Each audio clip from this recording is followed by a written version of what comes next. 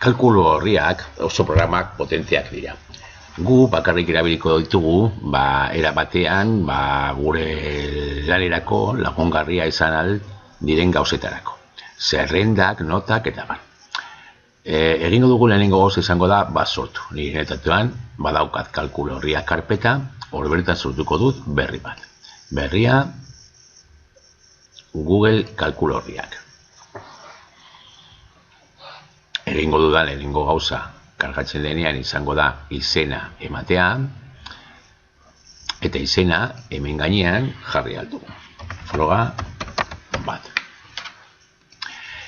Hasteko ulertu behar dugu nola dagoen antolaturik kalkulu horri bat. Normalean liburuak dira, eta liburu batean badaude horriak. Hemen badaukagu ja horri bat sortuta, baina gehiago sortua ditugu gehitu horria botoi honetan, gehi ikurrean sakatuz. Izena ere aldatu aldiogu, eta orduan horriak baliogarriak izango dira gelazka, edo gaika antolatzeko kalkulu horri bat. Hemen jarri aldugu adibidez bakoitzean gai bat, jartzen bagara horri horren gainean eskuineko botoiarekin edo iruki txiki honetan, eskuineko botoiarekin egiten badugu, bikoiztu aldugu, kopiatu eta bar. Baina orain, egingo duguna izango da aldatu izena. Jarriko diogu adibidez, mate. Gehituko dugu beste bat, gehi ikurrean, eta jarriko diogu, irukian orain, aldatu izena, euskera. Horrela joan aldugu antolatzen, eta egin aldugu gai bakoitzerako horri bat. Horri horiek independienteak izango dira, eta izan aldut zerrenda bat hemen, beste bat ezberdina hemen, eta bar. Bigarren gauza importantea, zeldatxoekin lan egiten du. Badago antolamendu bat, itxasontzi joko bezalakoa, A bat, A bi, A3, eta zeldatxo horietan jarriko ditugu datuak. Orduan, hor bertan, sakatzean, idatziko dugu, normalean leio honetan agertzen da idazten duguna, baina bakarrik egin behar dugu klik eta idatzi, berak idatziko du. Jango gara jartzen datuak, suposatu egin nahi dugula, zerrenda bat, nota batzuekin. Hasiko gara orduan egiten, normalean egiten dugun moduan, adibidez lehenengo abizena, bigarren abizena, izena, jarriko dugu orain nota bat, nota bi eta nota 3.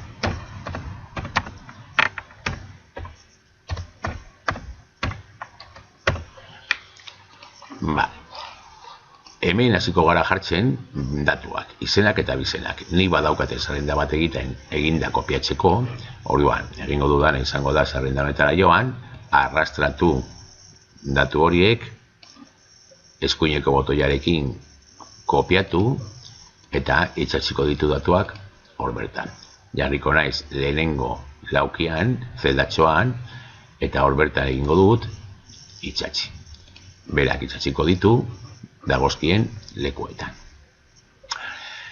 Hemendik aurrera egin behar duguna da formatua eman zerrenda horri, letra, tamaina, mota eta bar, baina hori nahiko ezaguna da ja, eta programa guztietan egiten da ia berdi.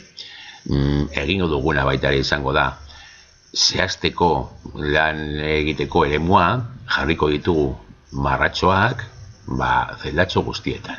Horretarako hartuko ditut lan eremuko zeldatxo guztiak, eta hemen bertan, klik eginez, ertxak, badaude, era desberdinak ertxak jartzeko, ni jarriko ditut zeldatxo guztietan ertxak. Eta orduan ja, agertzen dira zeldatxoak.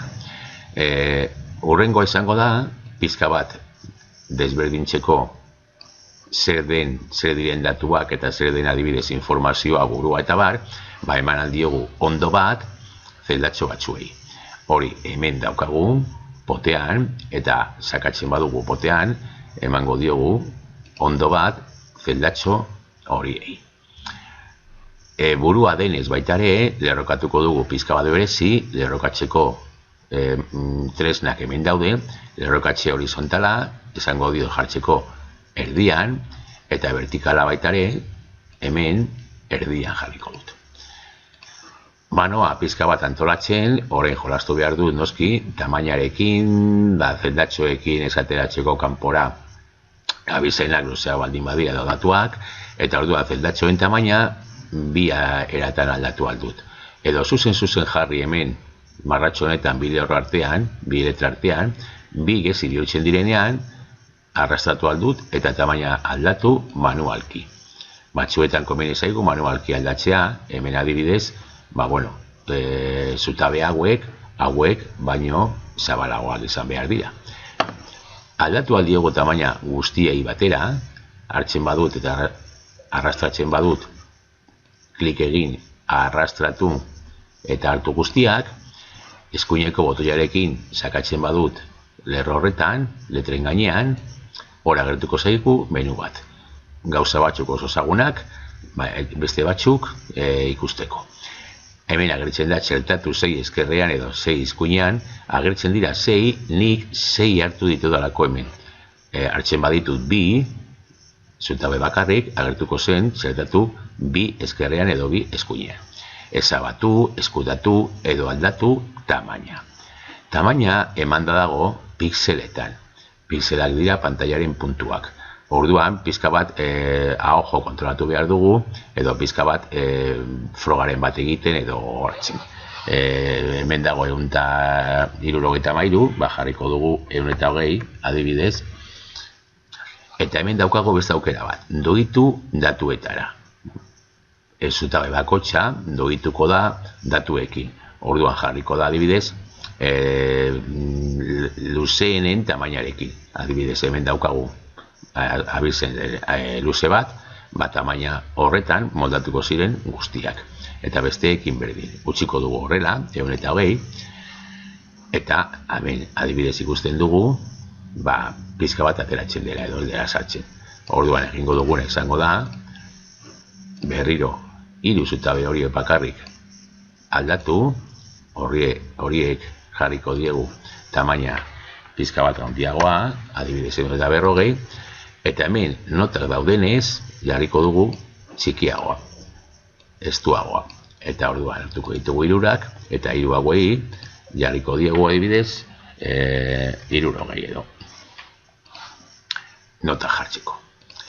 Letraren tamainaren noski, eta beste, lerroekin berdin egin dugu. Hartu guztiak, eta hemendik, txertatu, aldatu tamaina, eta bar.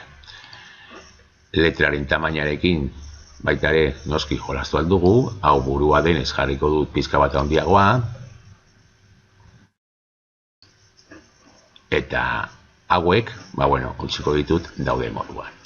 Noski kontuz, egiterakoan handiagoa behar bat ateratzen dira berriro, baina hemendik aurrera joan behar duguna egiten da datuak sartzen, eta gero ikusiko dugu nola jolastu datuekin.